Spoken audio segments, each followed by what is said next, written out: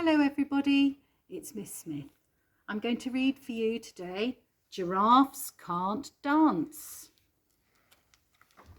Gerald was a tall giraffe whose neck was long and slim, but his knees were awfully bandy and his legs were rather thin. He was very good at standing still and munching shoots off trees, but when he tried to run around, he buckled at the knees. Oh dear, look, it looks like he's fallen over. Oh, poor Gerald. Now, every year in Africa, they hold the jungle dance, where every single animal turns up to skip and prance. Look, it says the jungle dance. And this year, when the day arrived, poor Gerald felt so sad, because when it came to dancing, he was really very bad. Oh, poor Gerald. The warthogs started waltzing and the rhinos rock and rolled.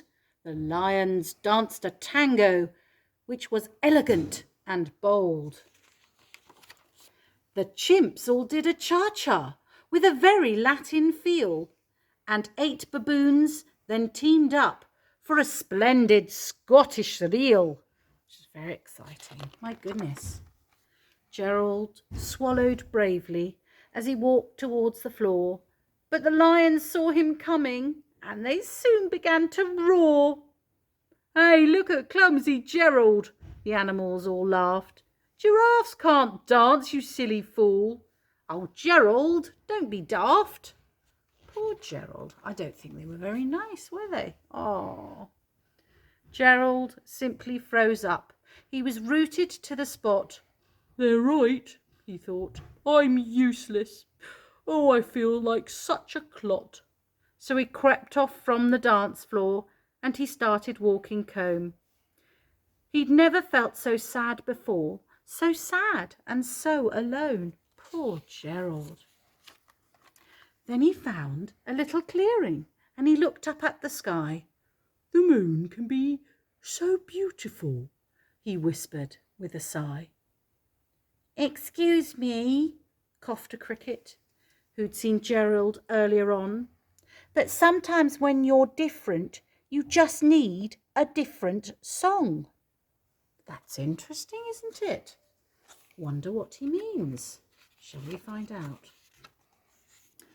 With that, the cricket smiled and picked up his violin. Then Gerald felt his body do the most amazing thing. His hooves had started shuffling, making circles on the ground. His neck was gently swaying and his tail was swishing round. Look how happy he looks. He threw his arms out sideways and he swung them everywhere. Then he did a backward somersault and leapt up into the air. My goodness. Gerald felt so wonderful. His mouth was open wide. I'm dancing.